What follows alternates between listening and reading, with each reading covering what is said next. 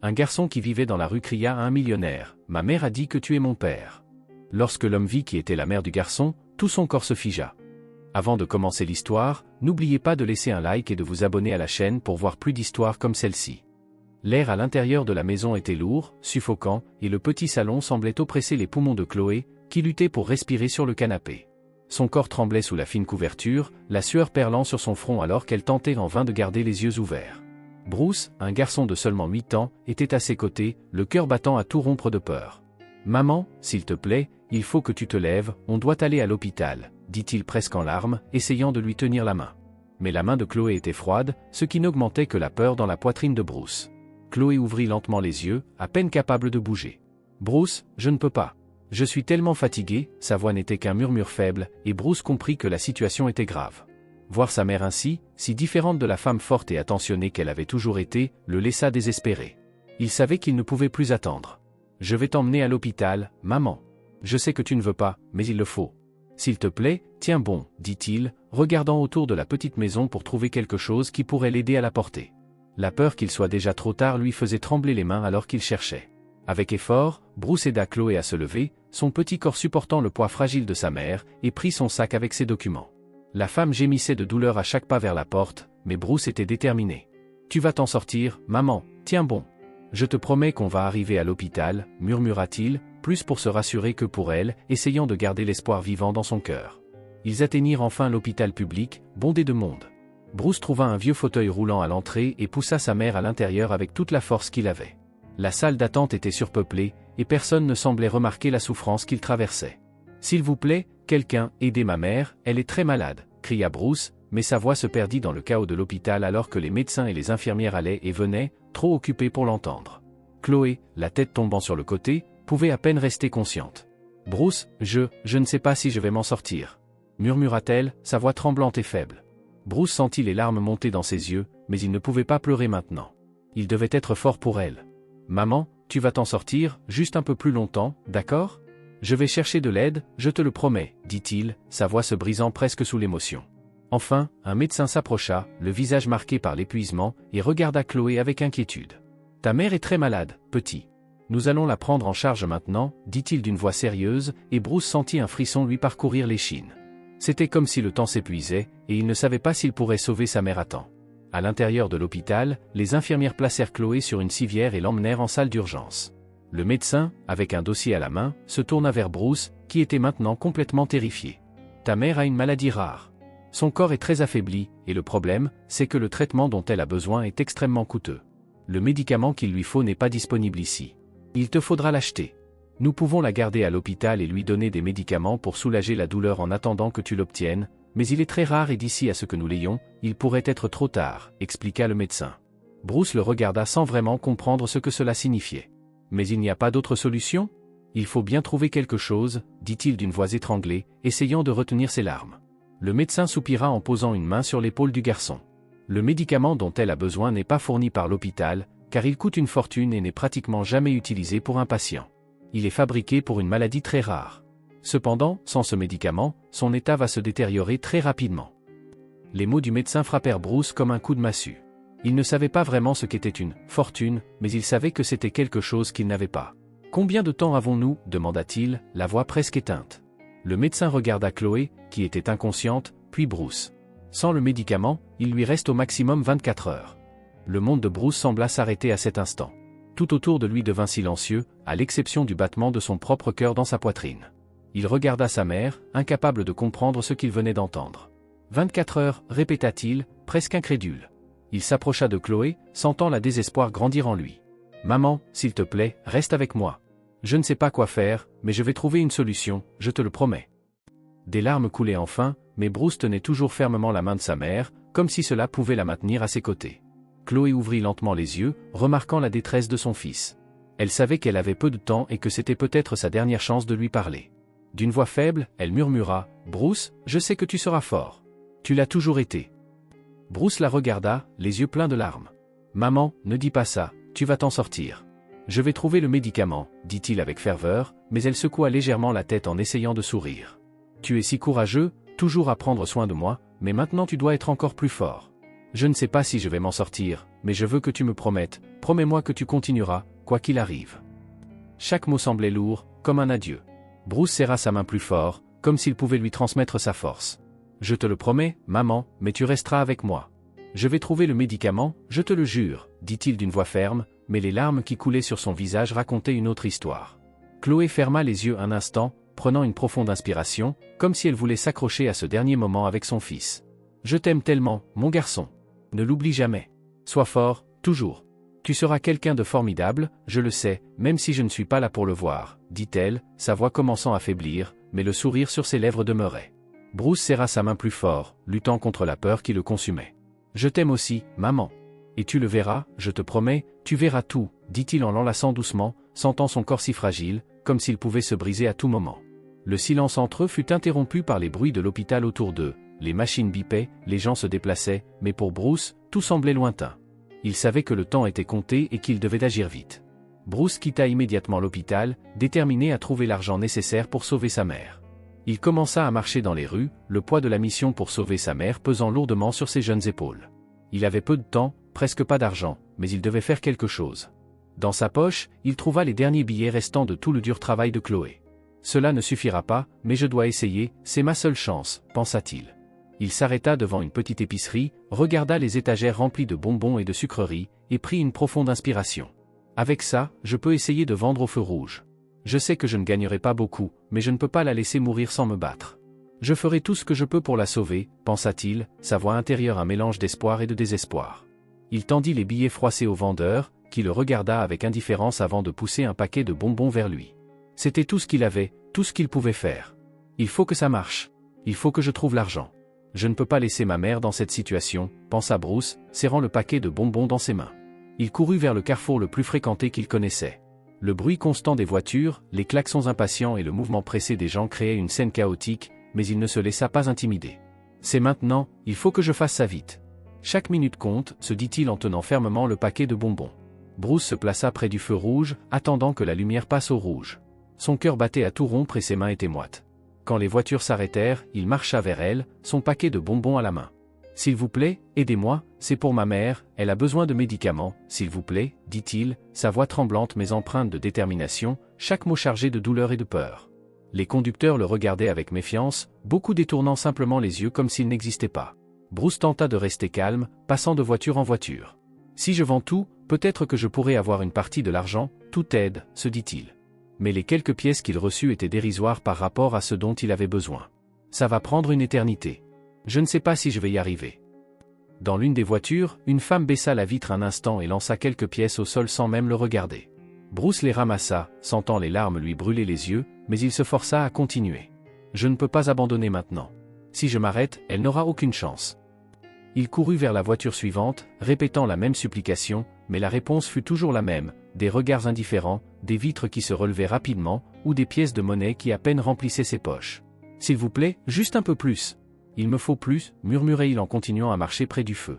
La foule autour de lui continuait dans son rythme chaotique, jusqu'à ce qu'un événement inattendu se produise. Une femme élégamment vêtue, d'environ 30 ans, marchait sur le trottoir près du feu. Elle portait une blouse blanche et une jupe noire qui contrastaient avec ses cheveux soigneusement coiffés. Bruce ne l'avait presque pas remarqué, jusqu'à ce qu'elle commence soudainement à chanceler, sa main se portant directement à sa poitrine.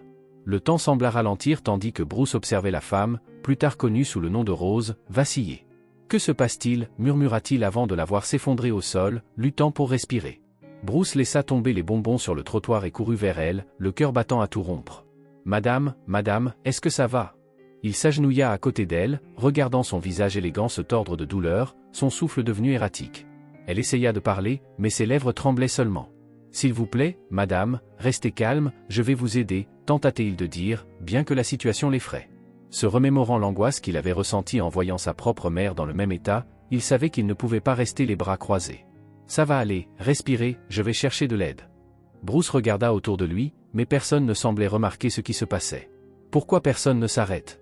Pourquoi personne ne l'aide? Pensa-t-il alors que la panique montait en lui.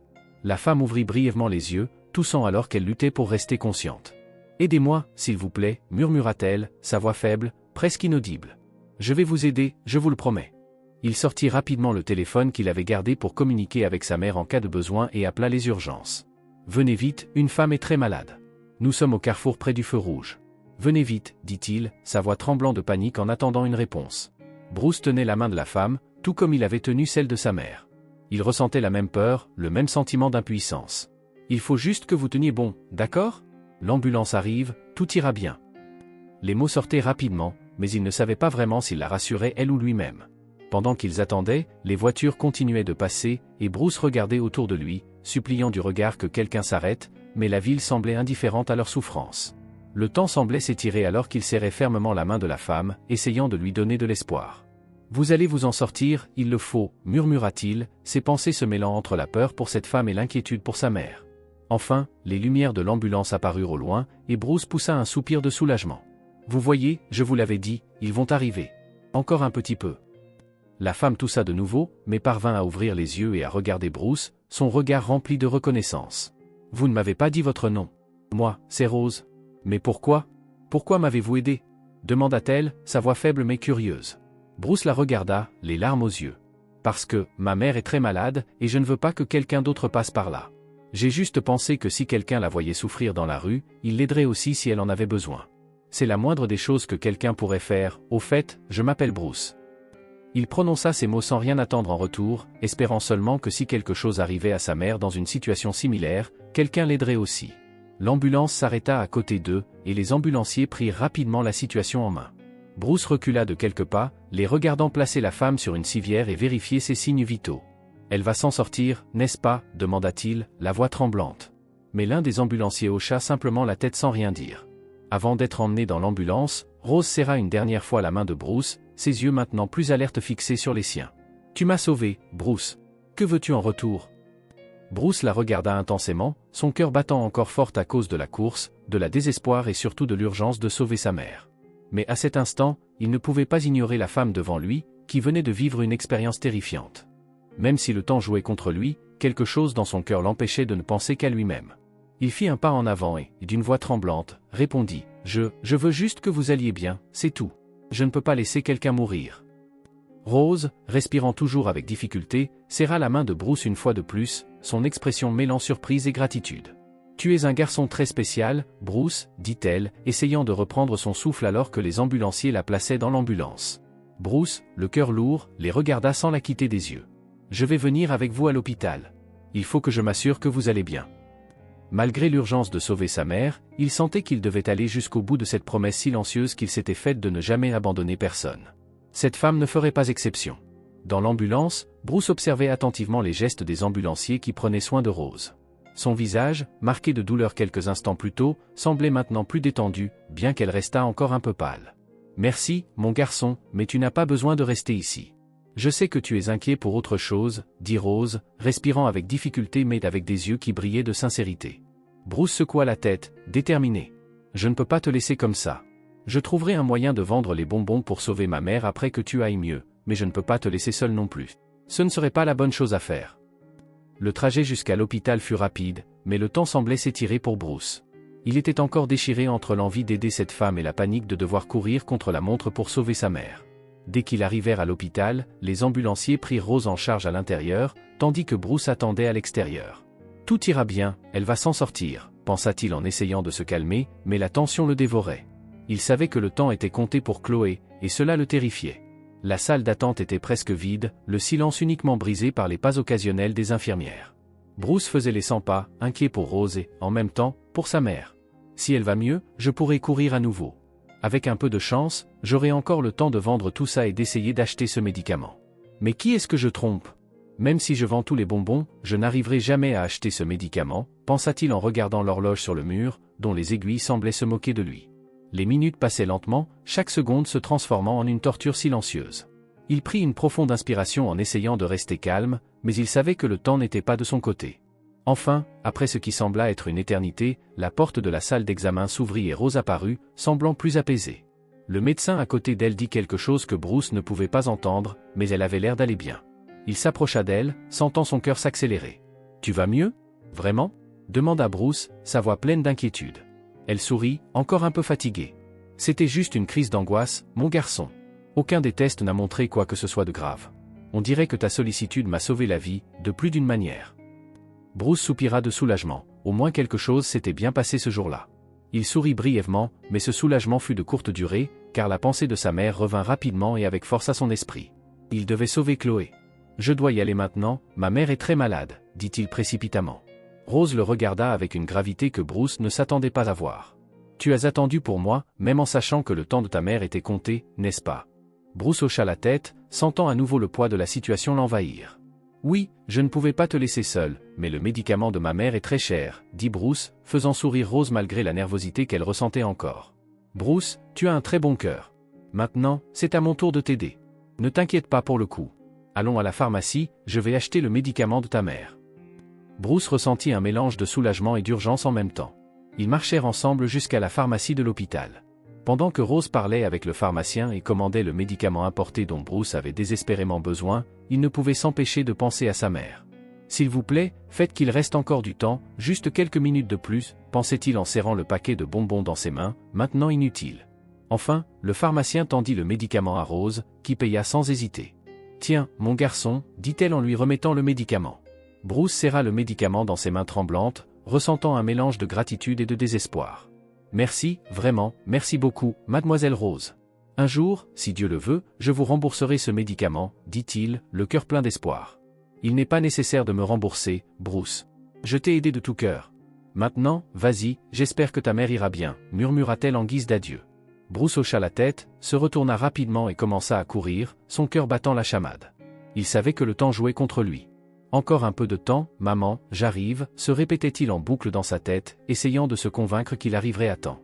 Il savait que chaque seconde comptait, mais il sentait qu'il avait enfin une chance. Les rues défilèrent devant lui, et ses pieds effleuraient à peine le sol. Il courait de toutes ses forces, tenant le médicament contre sa poitrine comme s'il s'agissait de son propre cœur qui battait. « je vais y arriver, se répétait-il, la sueur dégoulinant de son visage. Mais il ne se sentait pas fatigué, l'idée de sauver sa mère le poussait en avant, même si ses jambes criaient de douleur. Finalement, il atteignit l'hôpital où se trouvait sa mère. Ses jambes faillirent le lâcher en voyant le bâtiment, mais il se força à continuer de courir. À l'intérieur de l'hôpital, il fila dans les couloirs comme un éclair, les yeux fixés sur le chemin devant lui. Le médicament était dans ses mains, et il ne lui restait qu'à arriver à temps. « S'il te plaît, maman, encore un peu, j'arrive », se dit-il alors qu'il approchait de la chambre, cherchant le médecin du regard. C'est à ce moment-là qu'il entendit quelque chose qui glaça son cœur, le son des machines qui bipaient frénétiquement. « Pas maintenant, s'il vous plaît, non, » pensa-t-il, sentant le sol se dérober sous ses pieds. Mais il se força à faire les derniers pas jusqu'à la porte, le cœur battant et le corps épuisé. Bruce poussa la porte, et ce qu'il vit fut ce qu'il redoutait le plus. Chloé était entourée d'infirmières, les machines autour d'elle bipant désespérément. Elle était beaucoup plus mal en point. Les yeux de Bruce se remplirent de larmes, mais il serra le médicament contre sa poitrine. « Je suis là, maman, je suis là, j'ai réussi, » dit-il, le cœur brisé. Bruce s'approcha du lit de Chloé, tenant fermement le médicament. Les infirmières autour de lui étaient tendues, ajustant les machines pendant que les bips irréguliers continuaient de résonner dans la pièce. Il vit sa mère allongée là, pâle, respirant difficilement, et son cœur battit de peur. Il avait l'impression que le temps lui échappait. « J'ai apporté le médicament, donnez-le lui, s'il vous plaît, maintenant, » supplia-t-il, tendant la bouteille au médecin le plus proche. Le médecin regarda Bruce un instant, évaluant la situation critique. « Tu as bien fait, mon garçon, nous allons essayer de sauver ta mère, » dit-il en prenant le médicament et en le préparant rapidement avant de l'injecter dans la perfusion de Chloé. Le silence dans la pièce devint plus lourd, à l'exception des machines qui continuaient de biper de manière irrégulière. Bruce regardait désespérément le visage de sa mère, cherchant le moindre signe d'amélioration. « Elle va aller mieux, n'est-ce pas? Le médicament va marcher, n'est-ce pas? » demanda-t-il, la voix tremblante. « Maintenant, il faut attendre, » dit le médecin, mais Bruce sentait que la tension ne s'apaisait pas. Il s'assit à côté du lit, tenant la main froide de Chloé. Il voulait lui dire tant de choses, mais la peur de la perdre lui serrait la gorge. « Je suis là, maman. J'ai apporté le médicament, maintenant tu dois t'en sortir, s'il te plaît, » murmura-t-il. La respiration de Chloé était irrégulière, et soudain, elle ouvrit les yeux avec difficulté, son regard distant, comme si elle luttait pour rester consciente. « Bruce, mon fils. Je ne sais pas s'il reste assez de temps, mais ne te sens pas coupable.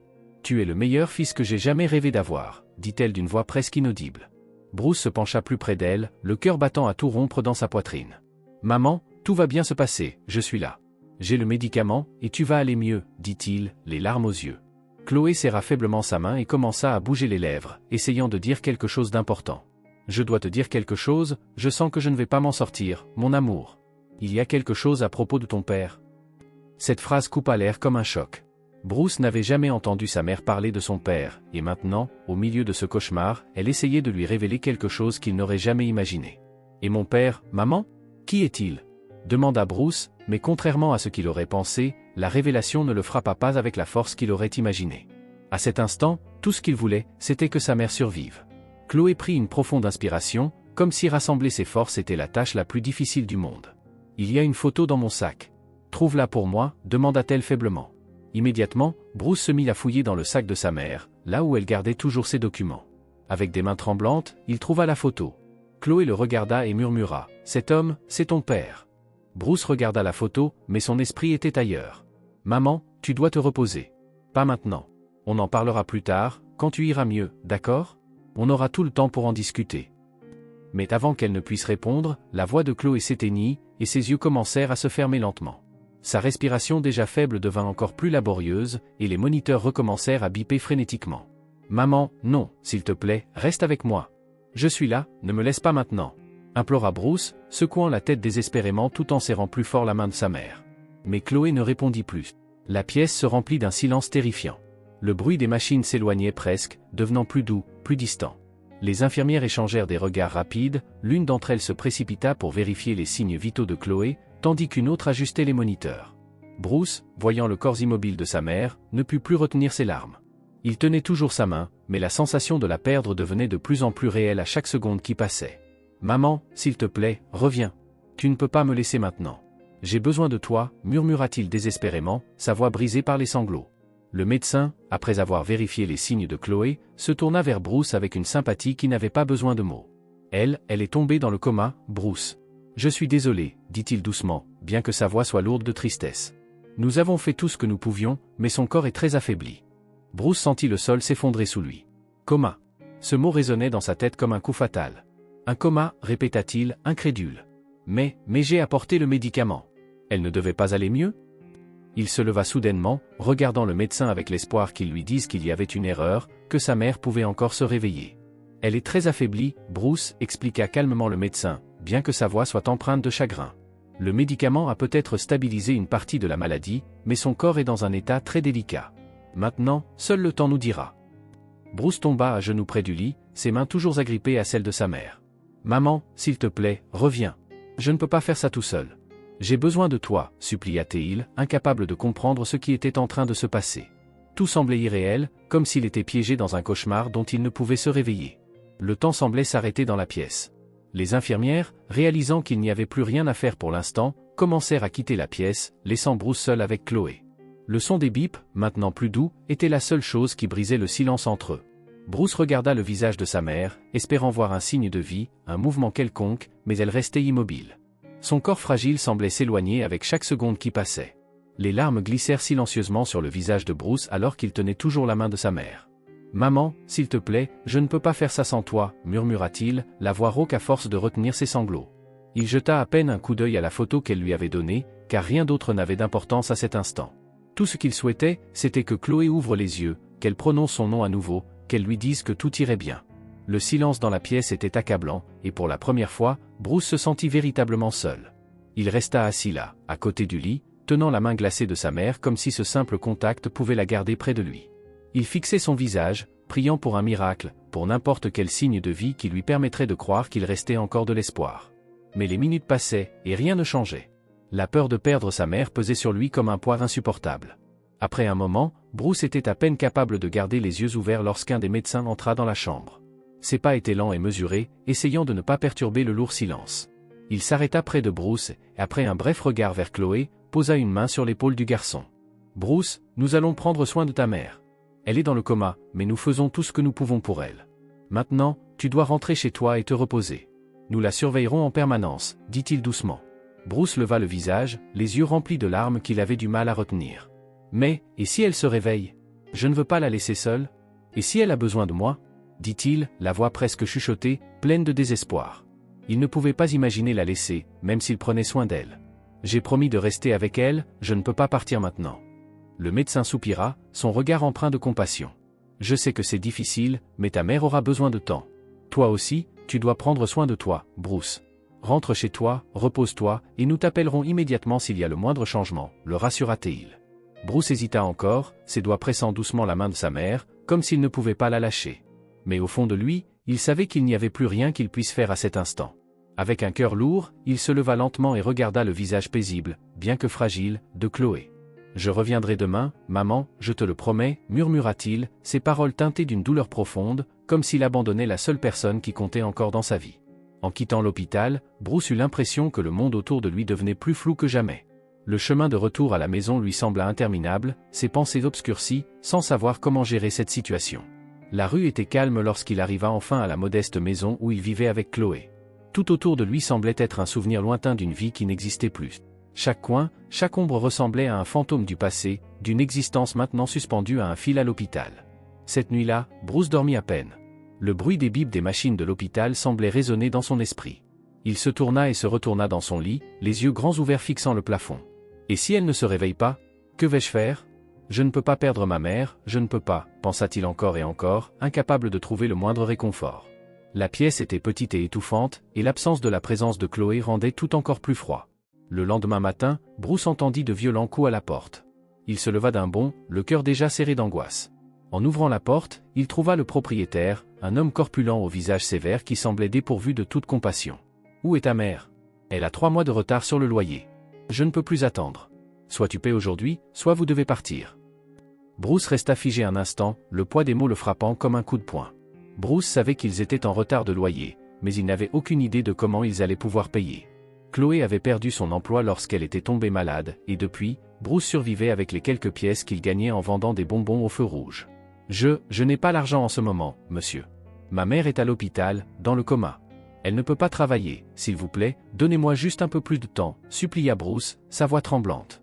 Le propriétaire croisa les bras, son visage dur, sans une once d'empathie. « J'ai assez attendu, gamin. Je comprends que ta mère est malade, mais moi aussi j'ai des factures à payer. Si tu ne peux pas payer, tu devras partir, » dit-il, sans la moindre compassion. Désespéré, Bruce tenta de le raisonner, sa voix pleine de supplication. « S'il vous plaît, j'ai juste besoin de quelques jours de plus. Je trouverai un moyen de payer, je vous le promets. Mais ma mère, elle peut se réveiller à tout moment. Donnez-moi quelques jours, je vous en supplie. » Mais l'homme secoua la tête, inflexible. « Je ne peux plus attendre, Bruce. Je t'ai donné assez de temps. Tu as jusqu'à la fin de la journée pour partir, sinon je devrais prendre d'autres mesures. » Sur ces mots, il tourna les talons, laissant Bruce pétrifié sur le pas de la porte, hébété. Il rentra dans la maison, le cœur lourd et l'estomac noué. Il regarda autour de lui, observant les quelques affaires qu'il possédait, et la douleur de tout perdre lui sembla une réalité imminente. Il ne savait pas quoi faire. « Je ne peux pas perdre la maison, et si maman se réveille et que nous n'avons nulle part où aller ?» La pensée l'écrasa, mais à mesure que les heures passaient, il réalisa qu'il n'avait pas d'autre choix. Plus tard dans la journée, alors que Bruce essayait encore de comprendre ce qu'il pouvait faire, le propriétaire revint, cette fois avec 2 assistants. Sans un mot, ils commencèrent à retirer ses affaires de la maison et à les jeter sur le trottoir. Bruce courut vers eux, les larmes coulant librement sur son visage. « S'il vous plaît, ne faites pas ça. Je vais trouver l'argent, il me faut juste plus de temps. » implora-t-il, essayant désespérément de les empêcher de prendre les quelques affaires qui lui restaient, mais ses supplications furent ignorées. Le propriétaire le regarda froidement, sans aucun remords. « Je t'avais dit que j'avais assez attendu. Tu n'as plus le droit de rester ici. » Bruce sentit le sol se dérober sous ses pieds alors que ses affaires étaient jetées dans la rue. Livres, vêtements, tout ce qu'il et sa mère avaient accumulé au fil des ans était maintenant exposé sur le trottoir, comme si cela n'avait aucune valeur. Il tomba à genoux, impuissant, ne sachant pas où aller. « Je n'ai plus rien, » murmura-t-il, sa voix presque inaudible au milieu du chaos. Il resta agenouillé sur le trottoir, le cœur serré, regardant ce qui restait de sa vie éparpillé autour de lui, jeté comme des ordures. Ses livres, ses vêtements, et quelques objets de valeur sentimentale gisaient autour de lui, et il ne savait même pas par où commencer pour les ramasser. Le propriétaire, indifférent à sa souffrance, s'éloigna sans un regard en arrière. « Je n'ai nulle part où aller, » murmura-t-il, sentant le poids de la solitude l'écraser. Des larmes coulèrent sur son visage, mais il les ignora. Tout ce qu'il avait désormais, c'étaient ses affaires éparpillées autour de lui et le vide dans son cœur. Les yeux pleins de larmes, Bruce commença à ramasser ses affaires, une par une, avec des mains tremblantes. Il n'y avait pas grand-chose, et ce qu'il possédait semblait encore plus insignifiant à présent. « Où vais-je dormir ? Comment vais-je retourner à l'hôpital ?» se demandait-il, incapable de trouver des réponses.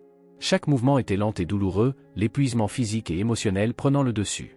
Il fourra ce qu'il pouvait dans son sac d'école, maintenant bien trop petit pour contenir le poids de sa vie qui s'effondrait. Parmi les objets qu'il essayait de sauver, ses doigts tombèrent sur la photo froissée de l'homme que sa mère lui avait dit être son père. Il la ramassa soigneusement, presque avec révérence, bien qu'il ne sache pas quoi en faire. « Qui es-tu? Pourquoi est-ce que j'apprends ton existence seulement maintenant ?»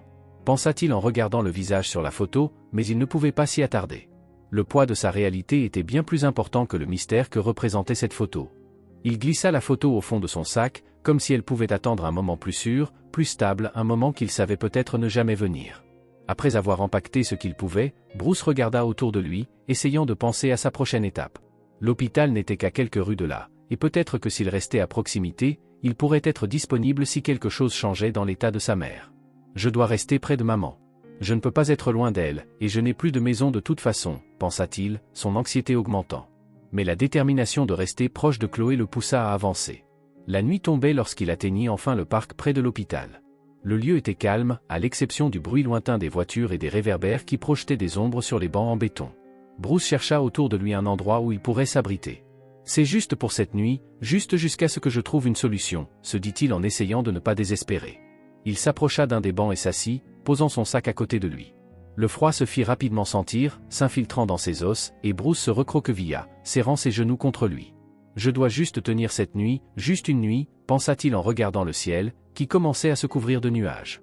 Son estomac gargouillait, mais il ne pouvait rien faire contre la faim. Son ventre vide semblait résonner avec le vide qu'il ressentait à l'intérieur. « Je dois être fort pour elle.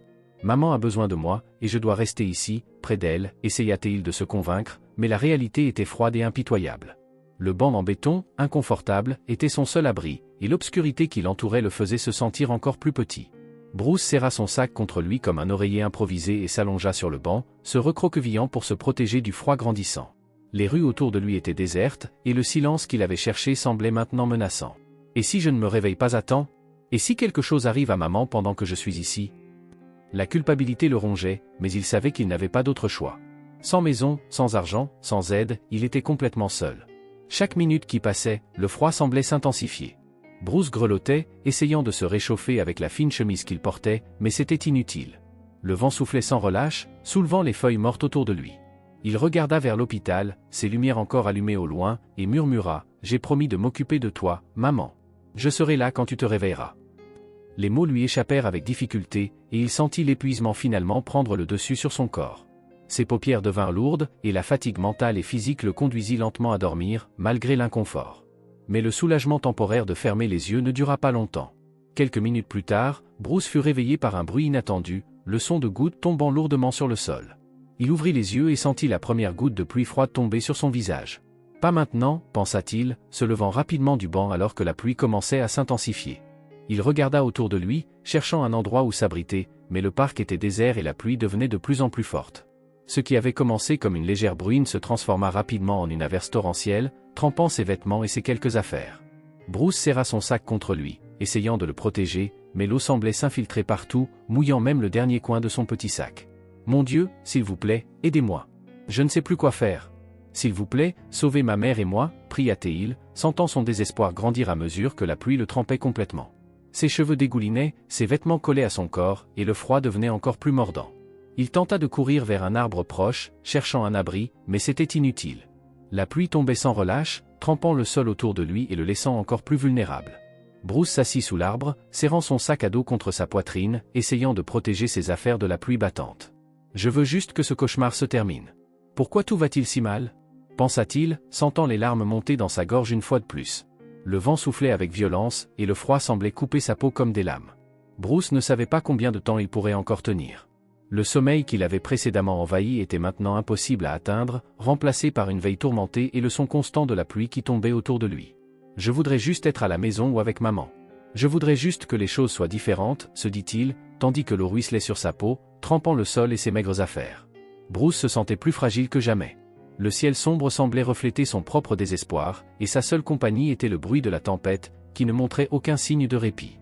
La pluie continuait de tomber lourdement, et chaque goutte semblait peser davantage sur les épaules de Bruce. Il était trempé, grelottant de froid, luttant pour garder son sac à dos protégé sous l'arbre. Ses dents claquaient à cause du froid, et le vent lui coupait la peau comme de petites lames invisibles. L'abandon et le désespoir le consumaient. « Je ne peux pas continuer comme ça.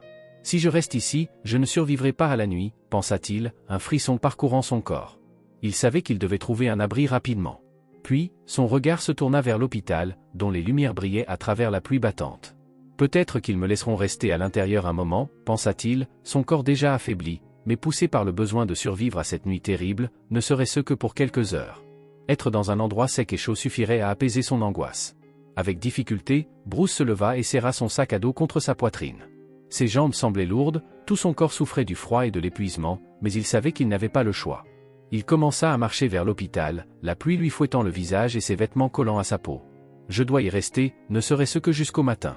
Je dois m'occuper de maman, et je ne pourrai pas le faire si je tombe malade, » se dit-il. Lorsqu'il atteignit enfin l'entrée de l'hôpital, Bruce hésita. Il savait qu'il n'était pas censé être là pour dormir, mais son besoin surpassait tout le reste. Il entra discrètement par la porte tournante et regarda autour de lui. La salle d'attente était presque vide, à l'exception de quelques personnes assises, attendant d'être vues. Personne ne fit attention à lui, ce qui, d'une certaine manière, le soulagea. Il essaya de se fondre dans l'ombre, se glissant sur une chaise dans un coin, son sac à dos toujours serré contre lui. Bruce s'assit sur la chaise dure, fixant le sol, ses pensées tourbillonnant entre désespoir et épuisement. « J'ai juste besoin de me reposer un peu. Si je ferme les yeux quelques minutes, je me sentirai peut-être mieux, » pensa-t-il. La salle d'attente était froide, mais c'était toujours mieux que d'être dehors, sous la tempête. Il s'appuya contre le dossier de la chaise, sentant ses paupières s'alourdir, tandis que les sons lointains de l'hôpital résonnaient autour de lui. Cependant, même dans sa tentative de passer inaperçu, Bruce ne resta pas invisible. Une infirmière qui traversait le couloir s'arrêta en voyant le garçon assis seul, trempé et serrant son sac à dos contre sa poitrine. Elle fronça les sourcils, clairement inquiète. « Ce garçon est ici depuis un moment. Il ne devrait pas être là comme ça. Serait-il perdu ? Mais les heures de visite sont déjà passées, pensa-t-elle. Elle s'approcha de lui doucement et s'arrêta à côté de sa chaise. « Et, petit, ça va ?» demanda-t-elle doucement. Mais Bruce, déjà à moitié endormi, ne réagit presque pas à la question. « As-tu besoin d'aide ?» insista l'infirmière, maintenant accroupie à côté de lui. Bruce leva lentement les yeux, remarquant enfin sa présence. « J'ai juste besoin d'un endroit où rester. Ma maman est à l'hôpital, et je n'ai nulle part où dormir, » répondit-il, sa voix faible et étranglée par l'émotion. Les mots sortirent avec difficulté, comme si admettre ce qu'il vivait était encore plus douloureux qu'il ne l'avait imaginé. L'infirmière regarda autour d'elle, comme si elle pesait ses options. Elle savait qu'elle ne pouvait pas le laisser là, exposé et vulnérable au milieu de la salle d'attente. Cependant, elle était également consciente des règles strictes de l'hôpital. « Je ne peux pas le laisser ici, mais peut-être que je peux faire quelque chose, » pensa-t-elle. « Suis-moi, mais reste silencieux, d'accord ? Je vais t'aider à trouver un endroit où te reposer, mais personne ne doit savoir, » murmura-t-elle. Bruce la regarda avec surprise et gratitude. Il hocha la tête, incapable de dire quoi que ce soit de plus. L'infirmière se leva et lui fit signe de la suivre. Elle le guida à travers les couloirs, évitant les regards curieux et les zones animées.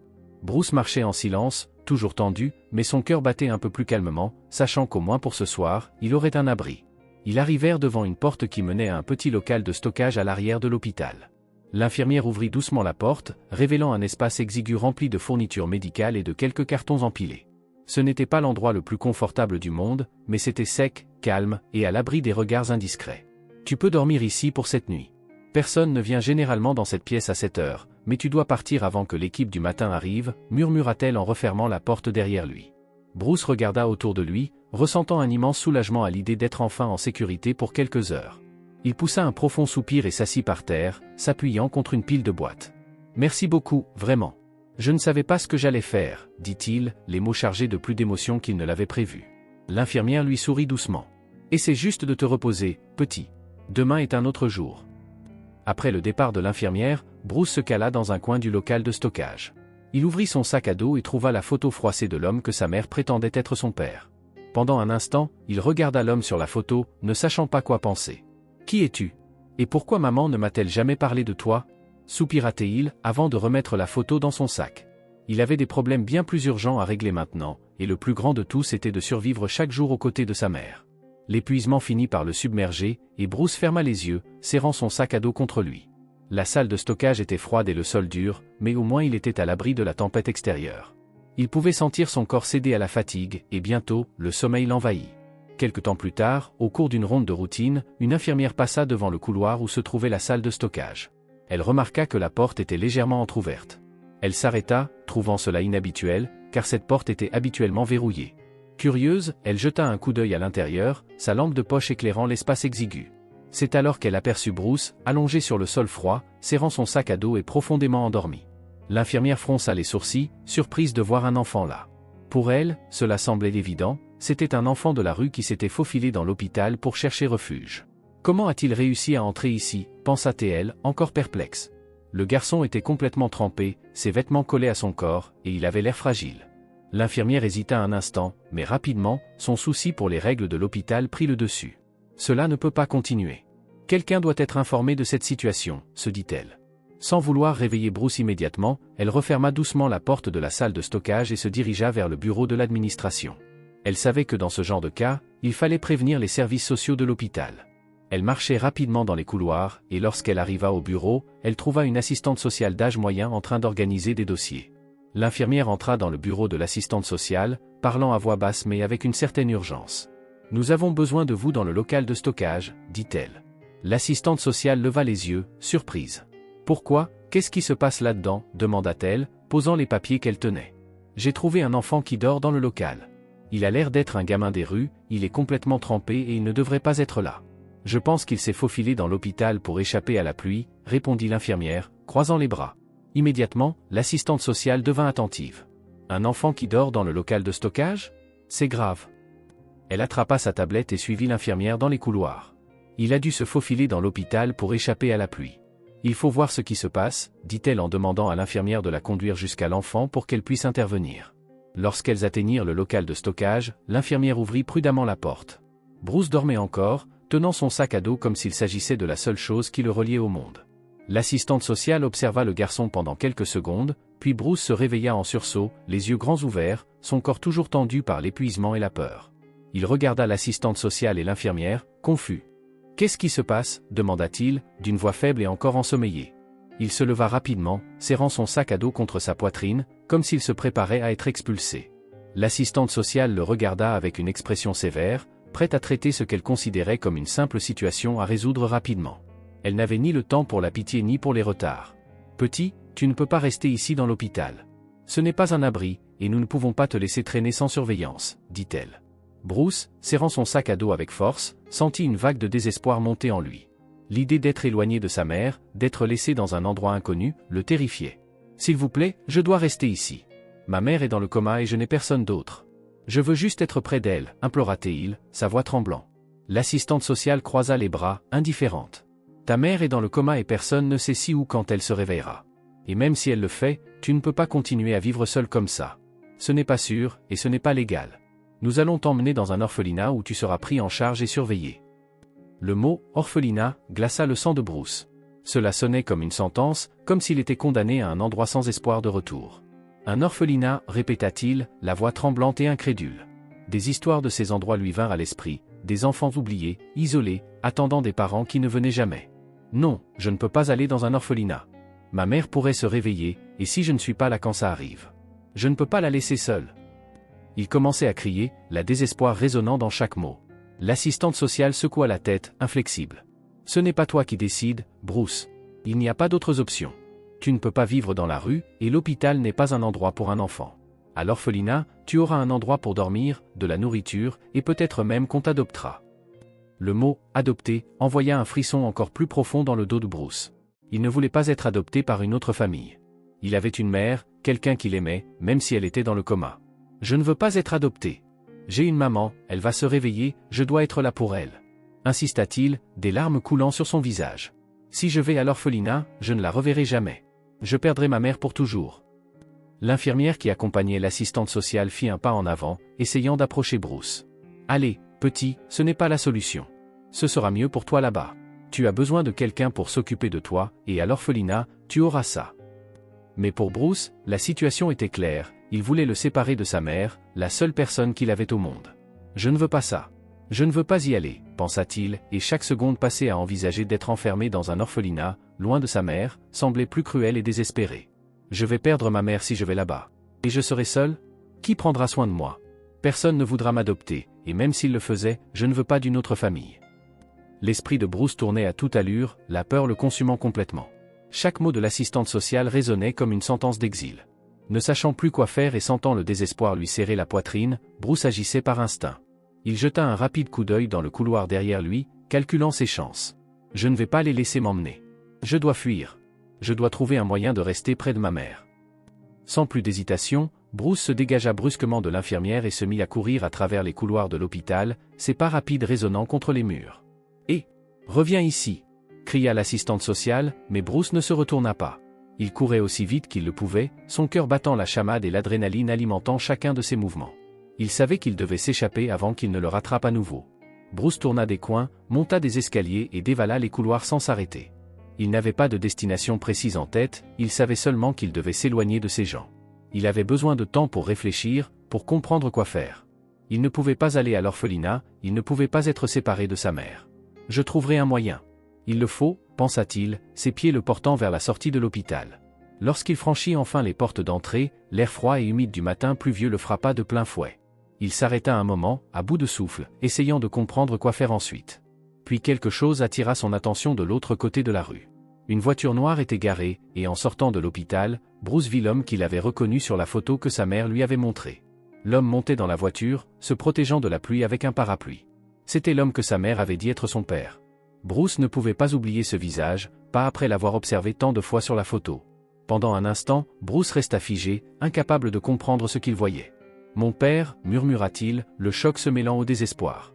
Sans réfléchir, il se mit à courir vers la voiture. « Papa ! Papa, c'est moi, Bruce !» cria-t-il, sa voix tremblant d'émotion. Mais l'homme ne l'entendit pas. La voiture commença à rouler lentement, et Bruce courut plus vite, essayant de la rattraper. « S'il vous plaît, attendez » cria-t-il de toutes ses forces. Il vit l'homme entrer dans la voiture, mais elle commença à accélérer. « Papa, s'il te plaît, ne pars pas » continua-t-il de crier, ses pieds martelant l'asphalte, mais la voiture disparut avant qu'il ne puisse s'en approcher. Bruce s'arrêta, à bout de souffle, les larmes coulant sur son visage alors qu'il regardait la voiture disparaître dans le lointain. Bruce venait de voir l'homme qui pourrait être son père, et il l'avait perdu à nouveau. « Je vais tout perdre, ma mère, ma maison, tout » murmura-t-il, s'effondrant à genoux sur le trottoir, totalement abattu. Il resta là, agenouillé, fixant l'endroit où la voiture avait disparu, sentant le poids du monde peser sur ses épaules. Il venait de perdre sa dernière chance de retrouver l'homme qui pourrait être son père. Les larmes coulaient sur son visage, se mêlant à la pluie intermittente qui continuait de tomber. Soudain, une femme passant avec un élégant parapluie s'arrêta un instant et regarda Bruce. Son expression, d'abord curieuse, devint rapidement celle de la reconnaissance. « Tu appelais cet homme ton père » demanda-t-elle, un mélange de surprise et d'incrédulité dans la voix. Bruce leva rapidement la tête, essuyant ses larmes du revers de la main, mais il ne dit rien. Il se sentait honteux, effrayé à l'idée de ne pas être pris au sérieux une fois de plus. La femme, cependant, semblait intriguée. « Cet homme, c'était Jimmy. Tu sais qui est Jimmy, n'est-ce pas » continua-t-elle, comme si c'était une évidence. Bruce fronça les sourcils, essayant de comprendre ce qu'elle disait. « Jimmy » demanda-t-il, encore hésitant. La femme esquissa un sourire amer, visiblement surprise par l'ignorance de Bruce. « Oui, Jimmy. Jimmy est l'un des hommes les plus riches de cette ville. Il est toujours dans les journaux. J'ai récemment lu qu'il avait une grande réunion aujourd'hui dans l'un des restaurants de luxe du centre commercial à côté. Il est en train de finaliser d'importants investissements dans la région. Mais pourquoi tu l'appelais ton père? Tu es un gamin des rues, comment pourrais-tu être le fils d'un homme aussi riche que lui? » Son ton était plus moqueur que curieux. Bruce sentit son estomac se nouer à ces paroles. « Je crois qu'il est mon père, avoua-t-il, les mots sortant lentement, comme s'il pesait une tonne. Ma mère m'a montré une photo de lui avant de tomber dans le coma. Elle a dit que c'est lui, mon père. » Ces mots semblaient manquer de conviction, et la femme ne le crut pas. Elle le regarda un moment, puis secoua la tête, comme si elle était face à quelque chose d'absurde. « Tu penses vraiment qu'un homme comme Jimmy aurait un fils comme toi, errant dans les rues? Ne sois pas ridicule, dit-elle en riant froidement. Imaginons, pour un instant, que ce que tu dis soit vrai, ce qui est absurde. Mais si tu veux un conseil, le centre commercial où il a sa réunion est juste là, un peu plus loin. Mais honnêtement, je ne sais pas ce que tu espères accomplir en y allant. Il est dans un autre monde, gamin. » Malgré la douleur dans son cœur, Bruce sentit une étincelle d'espoir s'allumer en lui. Le centre commercial. C'était sa chance de revoir Jimmy, de prouver qu'il était son fils, de demander de l'aide pour sa mère. Il se releva, ignorant le regard condescendant de la femme, et commença à marcher vers le centre commercial, déterminé. « Je dois le voir à nouveau. Je dois essayer. » Quand il arriva devant l'immense entrée illuminée du centre commercial, Bruce s'arrêta. Il était complètement sale et trempé par la pluie, ses vêtements lui collaient à la peau. Il sentait les regards des passants se poser sur lui avec dégoût. Il savait qu'il n'avait pas sa place ici, mais il n'avait pas d'autre choix. Avec son sac à dos sur le dos et son cœur battant à tout rompre, il prit une profonde inspiration et entra. Le contraste était immense. Le sol brillait, l'air était frais et parfumé, et les vitrines des magasins scintillaient avec des objets que Bruce ne pouvait même pas rêver de posséder. Il marchait à travers les gens, son regard fixé droit devant, ignorant les regards de mépris qu'il recevait de tous côtés. Je dois trouver le restaurant où se trouve Jimmy. Je dois lui parler. Peut-être qu'il ne sait pas que j'existe, se dit-il, essayant d'ignorer le sentiment grandissant que quelque chose allait mal tourner. Mais avant qu'il ne puisse atteindre le restaurant qu'il cherchait, 2 agents de sécurité apparurent devant lui, le regardant avec suspicion. « Et, gamin, qu'est-ce que tu fais ici » lança l'un d'eux en s'approchant rapidement. Bruce fit instinctivement un pas en arrière, sentant la panique commencer à l'envahir. « Je cherche quelqu'un » tenta-t-il d'expliquer, mais les agents de sécurité ne semblaient pas intéressés à écouter. « Un mineur suspect, sale, probablement ici pour voler quelque chose » murmura l'un des gardes à l'autre, regardant Bruce avec un dédain total. « Tu ne devrais pas être ici. » Fais demi-tour et pars avant de causer des problèmes, ajouta le second garde en s'approchant de lui. Le cœur de Bruce s'accéléra encore plus. « Non, je dois juste parler à mon père. Il est ici, je sais qu'il est ici. Il s'appelle Jimmy, dit-il en essayant d'esquiver les gardes pour se diriger vers le restaurant. Mais ils furent plus rapides. Ton père ? Ne me fais pas rire, gamin, ricana l'un des gardes en attrapant son bras. Personne ici ne va t'aider. Maintenant, sors. Alors qu'il luttait pour se dégager, une femme qui passait à proximité se mit soudain à crier. Il a essayé de me voler. Ce gamin sale a essayé de me voler. Cria-t-elle, et cette fausse accusation résonna dans le centre commercial comme une bombe. Les gens s'arrêtèrent, lançant des regards de mépris et de choc vers Bruce. Je n'ai rien fait, protesta Bruce, essayant de se défendre, sentant le poids de l'humiliation s'abattre sur lui. Je veux juste trouver mon père, il s'appelle Jimmy. C'est un homme d'affaires, cria-t-il. Mais personne ne semblait vraiment l'entendre. Des rires commencèrent à se propager dans la foule, et les regards de mépris autour de lui devinrent étouffants. Regardez ça, le gamin croit qu'un millionnaire est son père, se moqua quelqu'un de loin, et d'autres rires suivirent. C'est pathétique, dit un autre, alors que Bruce tentait désespérément de se libérer. Les gardes ne perdirent pas de temps, ils le saisirent plus fermement et le traînèrent vers la sortie, ignorant ses protestations et ses supplications. Vous ne comprenez pas, il est mon père. Je dois lui parler, tenta d'expliquer Bruce, mais c'était comme si ses mots se volatisaient dans l'air. Pour tout le monde ici, il n'était qu'un gamin des rues causant des ennuis. Quand les gardes le jetèrent finalement dehors, dans la rue froide et humide, Bruce tomba au sol, sentant la douleur sur ses mains et ses genoux, mais ce qui lui faisait le plus mal, c'était l'humiliation. Il baissa les yeux vers le sol alors que la pluie tombait de plus en plus fort, trempant ses vêtements encore plus. Puis, quelque chose de pire se produisit. Dans la bousculade, le sac à dos qu'il avait serré si fort s'était déchiré, tout comme ses vêtements. La photo de son père, son unique preuve, tomba au sol et fut emportée par l'eau de pluie. Désespéré, Bruce tendit la main pour attraper la photo avant qu'il ne soit trop tard. « Non! La photo, je ne peux pas perdre ça !» cria-t-il en se jetant à terre pour essayer de récupérer la photo, mais elle glissait déjà vers une bouche d'égout. Bruce se jeta à terre, essayant d'attraper la photo alors qu'elle était emportée par la pluie vers le caniveau. « Non, je ne peux pas perdre ça !» cria-t-il avec désespoir, ses doigts glissant sur le sol mouillé alors que la photo s'éloignait de plus en plus. Il rampe sur le sol froid, les genoux et les mains douloureux, mais son esprit était focalisé sur une seule chose, sauver cette photo avant qu'il ne soit trop tard. Bruce venait tout juste de voir l'homme qui pourrait être son père, et il l'avait perdu de nouveau. « Je vais tout perdre, ma mère, ma maison, tout !» murmura-t-il en s'effondrant à genoux sur le trottoir, totalement anéanti. Il resta là, figé, regardant le point où la voiture avait disparu, sentant tout le poids du monde peser sur ses épaules. Il avait perdu sa dernière chance de retrouver cet homme. Des larmes se mêlaient à la pluie qui continuait de tomber par intermittence. Soudain, une main rapide et rattrapa la photo juste avant qu'elle ne tombe dans la bouche d'égout. « C'est ça que tu cherchais ?» demanda une voix. L'homme, abrité sous un imperméable, se tenait là, tendant la photo à Bruce. Toujours à genoux, trempé, Bruce leva les yeux, surpris. Il n'arrivait pas à croire que la photo avait été sauvée à la dernière seconde. Ses yeux se remplirent de soulagement et de gratitude. « Oui, merci beaucoup » s'exclama Bruce, prenant la photo précieusement, comme si c'était la chose la plus précieuse au monde. Il regarda l'image de Jimmy, maintenant légèrement froissée et mouillée, mais toujours reconnaissable. « Je pensais l'avoir perdu pour toujours » murmura-t-il, soulagé. L'homme, intrigué, haussa un sourcil. « Pourquoi tu as une photo de Jimmy ? Je le connais, c'est un homme d'affaires bien connu, mais je ne vois pas beaucoup de gamins traîner avec des photos de millionnaires, » dit l'homme. Bruce hésita, serrant la photo contre sa poitrine.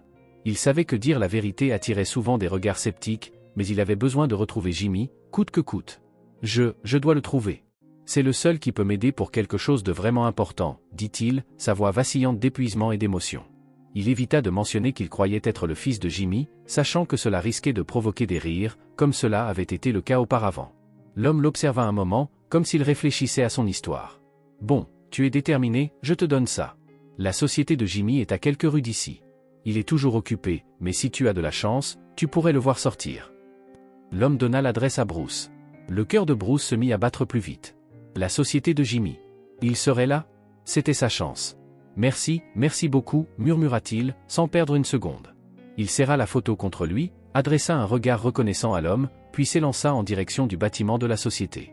Bruce courait dans les rues, la pluie froide imbibant encore plus ses vêtements, mais il ignorait l'inconfort. Chaque pas était motivé par l'espoir de revoir Jimmy, de pouvoir lui parler. L'air froid lui fouettait le visage, et le poids de son sac à dos trempé le ralentissait, mais il ne s'arrêtait pas. « Je dois lui parler, c'est ma chance », se disait-il, déterminé. Quand il arriva enfin devant l'entreprise de Jimmy, la réalité imposante du bâtiment le frappa de plein fouet. C'était une structure massive avec des portes automatiques en verre et des gardes qui patrouillaient l'entrée. Cela semblait si distant, inaccessible pour un garçon sale, aux vêtements déchirés et trempés. Bruce resta immobile un instant, observant l'entrée, incertain de la manière dont il pourrait entrer. Il se dirigea vers la porte, mais hésita en voyant les gardes. Il ne pouvait pas simplement entrer, il ne le laisserait pas passer. Il prit une profonde inspiration et décida d'attendre. Il resta près de l'entrée, se cachant du mieux qu'il pouvait, observant les voitures de luxe aller et venir, espérant apercevoir Jimmy. Le temps passait lentement, et chaque minute semblait être une torture pour Bruce. Son estomac commençait à lui faire mal à cause de la faim, il n'avait pas mangé depuis si longtemps, et la douleur devenait insupportable. Il regardait les gens entrer et sortir, tous pressés, tous indifférents à sa présence. « Je ne peux pas abandonner. Je dois attendre. Il sortira à un moment donné, pensa-t-il, essayant d'ignorer l'inconfort. L'après-midi se transforma en soirée, et Bruce resta là, sous la pluie, caché, épuisé mais toujours plein d'espoir. Enfin, alors que la nuit commençait à tomber, il remarqua une agitation inhabituelle à l'entrée. Plusieurs hommes bien habillés quittèrent l'entreprise, discutant entre eux, et au milieu du groupe, il était là. Jimmy, entouré de gardes et d'exécutifs, paraissait intouchable, une figure lointaine, indifférente au chaos dans la vie de Bruce. Le cœur de Bruce accéléra. Il ne pouvait pas manquer cette opportunité. Avec le peu de force qui lui restait, il se leva et courut vers le groupe. Les gardes, remarquant son approche presque immédiatement, réagirent. « Et, gamin, arrête-toi là » cria l'un des gardes, se préparant à l'intercepter. Mais Bruce ne s'arrêta pas. Il perça la barrière des gardes avec un cri désespéré. « Tu es mon père, Jimmy. Ma mère a dit que tu es mon père. » Le cri de Bruce déchira l'air froid et humide du hall comme un coup de couteau. Le groupe d'exécutifs autour de Jimmy se tut instantanément, échangeant des regards perplexes, incertains de ce qui se passait. Jimmy se tourna lentement, choqué, cherchant du regard le garçon au milieu de l'agitation. Bruce, avec ses vêtements trempés et la photo de Jimmy levée dans une main, se distinguait comme une figure fragile, vulnérable, au milieu de tant d'opulence. Ses yeux, brillants de larmes à peine contenues, fixaient Jimmy avec un mélange de supplication et d'espoir. Il ne peut pas m'ignorer, pensa Bruce, son cœur battant à tout rompre dans sa poitrine. « Et, gamin, arrête-toi là » cria de nouveau un des gardes, s'approchant rapidement pour tenter d'arrêter ce qu'il voyait comme une intrusion. Les gardes, prêts à maintenir l'ordre, étaient sur le point d'intervenir. « Tu ne peux pas faire ça » murmura l'un des hommes, attrapant fermement le bras de Bruce. « Allez, sors d'ici » Bruce se débattait pour se libérer, sa petite main tenant toujours la photo qu'il essayait désespérément de montrer. « S'il vous plaît, je veux juste lui parler » pleura Bruce, sa voix tremblante mais résolue. Il savait que c'était sa dernière chance. « Ma mère me l'a dit, elle m'a montré cette photo, c'est lui, mon père. » La douleur dans la voix de Bruce était si palpable que même certains des exécutifs autour de Jimmy semblèrent hésiter, attendant la réaction de l'homme d'affaires. Jimmy restait paralysé, le choc l'empêchant de parler. Il reconnut cette photo. Elle venait d'il y a des années, à une époque qu'il croyait révolue. Un frisson parcourut son échine, comme si le passé revenait le hanter de façon inévitable. Mais la voix désespérée de Bruce le ramena au présent. « Ça ne peut pas être vrai, si ? Ce gamin des rues ne peut pas être mon fils, ou bien ?» pensa-t-il, luttant pour tout assimiler en un instant. Avant que Jimmy ne puisse dire quoi que ce soit, le garde de sécurité commença à traîner Bruce dehors. « Lâche-le, gamin. Tu ne peux pas rester ici à crier comme ça. On te sort. » Le ton des gardes était dur, impitoyable, et Bruce sentait son désespoir grandir. Il essaya de se libérer à nouveau, puis, dans un moment de pur courage, il leva la photo vers Jimmy, criant de toutes ses forces « Regardez! Regardez la photo !» Jimmy fit un pas en avant, ses mains tremblantes d'incertitude.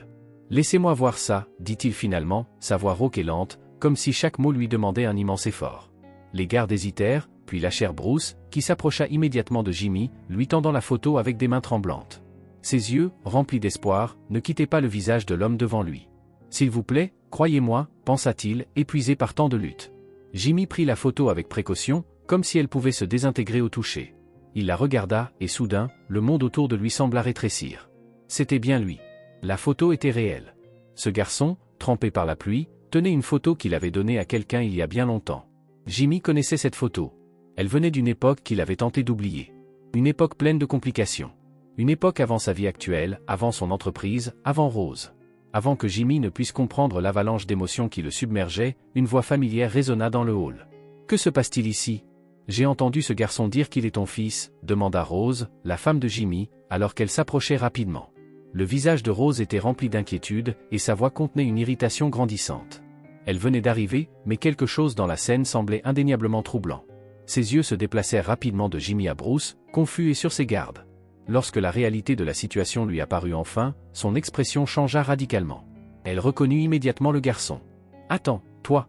Je te connais, » dit Rose avec un mélange de surprise et de colère. « Tu es le garçon du feu rouge, n'est-ce pas ? Celui qui m'a aidé. » Elle se tourna vers Jimmy, choquée, puis de nouveau vers Bruce, sa colère commençant à monter dans sa poitrine. « Que se passe-t-il ici ? Pourquoi ce garçon dit-il que tu es son père, Jimmy ? » demanda-t-elle en s'approchant de son mari, ses yeux flamboyants d'incrédulité et d'une fureur grandissante. « Comment est-ce possible ? Comment as-tu pu me cacher ça ? demanda-t-elle, sa voix pleine d'accusation. Jimmy parvint enfin à détourner les yeux de la photo pour croiser le regard de Rose, son esprit luttant encore pour trouver les bons mots. Le poids de tout ce qui se passait l'écrasait. Il savait que la vérité commençait à remonter à la surface et qu'il n'y avait plus d'échappatoire. « Je ne savais pas. Je ne sais pas de quoi il parle » commença-t-il, la voix basse et hésitante. Rose, cependant, n'était pas apaisée. Sa colère déferla comme une tempête implacable. « Tu savais qu'il y avait une possibilité » répéta-t-elle, incrédule, sa voix montant à chaque mot. « Comment peux-tu dire que tu ne savais pas ? Ne me mens pas, Jimmy. Tu m'as caché cela pendant tout ce temps. Nous sommes mariés, Jimmy. Comment as-tu pu me laisser dans l'ignorance sur quelque chose d'aussi important ?» Bruce, observant la dispute se dérouler sous ses yeux, se sentit se rétrécir, comme s'il était écrasé par le poids de la situation. Il ne voulait pas provoquer une dispute, encore moins diviser des gens. Tout ce qu'il voulait, c'était une réponse. « Je veux juste lui parler, je veux juste qu'il m'aide à sauver ma mère » murmura Bruce, mais ses mots furent noyés par la confrontation entre Jimmy et Rose. « Ça ne peut pas être vrai » murmura Jimmy pour lui-même, la culpabilité pesant lourdement sur sa poitrine. Il savait qu'il ne pouvait plus éviter cette vérité. Bruce, toujours agrippé à la photo, tremblait. Ses yeux étaient fixés sur Jimmy, alors que la confusion et la peur prenaient le dessus sur son esprit. Le silence entre eux devint presque insoutenable. Jimmy, encore sous le choc, fixait la photo que Bruce lui avait montrée, tentant d'absorber ce que le garçon venait de dire. Mais avant qu'il ne puisse répondre ou même comprendre pleinement la situation, Rose l'interrompit d'une voix pleine de suspicion. « Ça ne peut pas être vrai, » dit Rose, ses yeux se plissant alors qu'elle regardait Bruce. La colère qu'elle dirigeait vers Jimmy se tourna maintenant vers le garçon. « Je t'ai aidé ce jour-là, au feu rouge. Tu faisais semblant de m'aider, mais maintenant, je comprends que tu essayais seulement de t'approcher de moi, sachant que je suis la femme de Jimmy. Tu es si jeune, et déjà tu essaies de tromper les gens pour obtenir ce que tu veux, » accusa Rose en avançant vers Bruce, ses yeux lançant des éclairs de colère. Bruce recula, choqué par l'accusation. « Je ne savais pas qui vous étiez, » dit-il, se sentant encore plus écrasé par la situation. « Je voulais juste vous aider. Ma mère m'a toujours appris à aider ceux qui en ont besoin. » « Oh, bien sûr, » rétorqua Rose avec sarcasme. « Tu pensais que ce serait facile de duper une femme vulnérable dans la rue, me faisant croire que tu étais un bon garçon. Et maintenant tu viens ici avec cette histoire absurde, affirmant que Jimmy est ton père ? Tu me prends pour une idiote ?» Sa voix était pleine de mépris, et elle se rapprocha encore de Bruce, accusatrice. Bruce sentit une boule se former dans sa gorge. Il ne voulait pas que la situation tourne à la dispute, et encore moins que Rose pense qu'il avait planifié quelque chose de si horrible. « Je ne voulais tromper personne. Je voulais juste aider ce jour-là. J'ai juste besoin d'aide pour sauver ma mère, » dit-il, la voix brisée, alors que le désespoir grandissait en voyant que, encore une fois, personne ne le croyait. Rose jeta un regard furieux à Jimmy. « Et toi, qu'as-tu à dire là-dessus ? Ce garçon est ici, criant qu'il est ton fils, montrant une photo. Comment aurait-il cette photo de toi, Jimmy ? Comment saurait-il tout cela, s'il n'y avait pas une part de vérité là-dedans ?» L'expression de Rose mélangeait colère et doute. Elle ne voulait pas y croire, mais la photo était bien réelle. Jimmy, perdu dans ses pensées, rompit enfin le silence. « Je ne sais pas ce qui se passe, » dit-il en regardant Bruce, son visage encore pâle de confusion. « Comment as-tu eu cette photo ? Qui est ta mère ? » demanda finalement Jimmy, trouvant enfin les mots pour confronter le garçon. Bruce prit une profonde inspiration, essayant de rassembler la force de continuer. « Ma mère, elle s'appelle Chloé. Elle a dit que tu es mon père. Elle me l'a dit avant de tomber dans le coma, et maintenant, elle est très malade, » dit-il, sa voix tremblante, essayant désespérément de se faire comprendre. « Elle m'a montré cette photo et m'a dit que tu étais mon père, alors j'ai pensé que tu étais le seul à pouvoir nous aider. Je ne sais plus quoi faire, ajouta-t-il sincèrement. En entendant le nom Chloé, Jimmy se figea à nouveau, ses yeux s'écarquillant légèrement. Chloé. Ce nom réveillait des souvenirs qu'il avait essayé de laisser derrière lui. Une relation, il y a longtemps, brève et compliquée, mais bien réelle. Il n'avait jamais su qu'elle était enceinte, jamais imaginé que cela puisse donner naissance à quelque chose comme ça. Chloé, répéta Jimmy, encore en train de digérer ce qu'il venait d'entendre. Elle est ta mère? Oui, répondit rapidement Bruce, ses yeux pleins d'espoir et de peur à la fois. Elle est à l'hôpital maintenant, très malade. Elle m'a dit que tu étais mon père, et j'ai juste besoin que tu nous aides. Rose, à côté de lui, croisa les bras, son regard passant de Jimmy à Bruce, essayant d'absorber tout ce qui se passait. Alors c'est vrai, murmura-t-elle, les yeux remplis d'incrédulité. Tu connaissais cette femme, Chloé, et tu ne m'as jamais rien dit. Je ne savais pas qu'elle était enceinte, dit Jimmy, la voix vacillante alors qu'il tentait d'expliquer. Je n'avais aucune idée que cela s'était produit. La dernière fois que j'ai vu Chloé, c'était il y a des années. Nous nous sommes séparés, et j'ai refait ma vie. Je ne savais pas qu'elle attendait un enfant, tenta-t-il d'expliquer, encore sous le choc des révélations. Cependant, Rose n'était pas prête à accepter des excuses. Tu m'as caché une chose aussi importante, Jimmy. Même si c'était une possibilité lointaine, tu aurais dû me le dire. Elle se tourna vers Bruce, toujours avec un regard sévère. Et toi, comment puis-je croire que tu n'avais rien prévu dès le départ? Bruce, sentant de nouveau les larmes monter, serra son sac à dos contre lui. Je n'ai rien prévu. Je veux juste que ma mère aille mieux. Je ne savais pas qu'il était ton mari. Je ne l'ai découvert qu'à cause de la photo, dit-il, sa voix pleine de sincérité, mais il savait que, pour Rose, cela ressemblait toujours à de la manipulation. Un silence oppressant régnait dans la rue. Jimmy prit une profonde inspiration, sentant le poids de ses choix passer le broyer. Chloé, un fils dont il n'avait jamais entendu parler. Et maintenant, la mère de ce garçon était gravement malade, et il semblait être la seule personne capable de l'aider. Bruce, commença Jimmy, toujours sous le choc des révélations, mais avant qu'il ne puisse continuer, le téléphone de Bruce se mit soudainement à sonner, brisant le silence comme un coup de tonnerre inattendu. Le son résonna dans la rue, et tout le monde se tourna pour regarder le garçon. Bruce répondit rapidement, les mains tremblantes. « Allô ?» Sa voix était faible, presque étouffée par la peur qui lui serrait la poitrine. À l'autre bout du fil, la voix du médecin était urgente et grave. « Bruce, c'est le docteur de Chloé. Tu dois venir à l'hôpital immédiatement. L'état de ta mère s'est aggravé de façon drastique. Ce numéro est le seul contact d'urgence que nous avons, dit le médecin. » Bruce resta figé, agrippant le téléphone à son oreille comme s'il essayait de s'accrocher à la réalité qui lui échappait peu à peu. « L'état de ma mère s'est aggravé. » répéta Bruce, sa voix faiblissant sous le choc de la nouvelle. Son corps frêle tremblait, alors qu'il restait figé, le téléphone toujours collé à son oreille, les mots du médecin résonnant dans son esprit comme une sentence cruelle. Il ne parvenait pas à assimiler ce qui se passait. Les dernières heures avaient été un mélange d'espoir, de désespoir, et maintenant, d'une peur incontrôlable de perdre la seule personne qu'il aimait. Il sentit le sol se dérober sous ses pieds. Elle va plus mal, murmura Bruce, la voix brisée, des larmes commençant à remplir ses yeux. Le téléphone tremblait dans sa main alors qu'il répétait les mots du médecin, comme s'il essayait de se convaincre que ce n'était pas vrai. « Il faut que j'aille à l'hôpital, elle a besoin de moi, » dit-il en se tournant vers Jimmy, ses yeux suppliants, implorant un miracle. Jimmy, déjà bouleversé par la révélation que Chloé était la mère de Bruce, ressentit une pression dans sa poitrine. Il voyait le désespoir sur le visage de Bruce, et pour la première fois depuis longtemps, sentit le poids d'être un père. Ce n'était pas quelque chose qu'il avait prévu, mais il n'y avait plus de retour en arrière. Il devait agir. « Nous allons à l'hôpital maintenant, » déclara Jimmy avec une fermeté qui le surprit lui-même. Il fit un pas en avant et posa une main sur l'épaule de Bruce, un geste simple mais chargé de toutes les décisions qu'il venait de prendre. « Ne t'inquiète pas, dit Bruce. Je vais faire tout ce que je peux pour aider ta mère. Je vais organiser son transfert dans un hôpital privé, où elle pourra recevoir les meilleurs soins possibles. » Bruce le regarda, incrédule. Il n'était pas habitué à ce qu'on lui propose autant d'aide. « Tu vas faire ça ?» demanda-t-il, les larmes encore dans les yeux.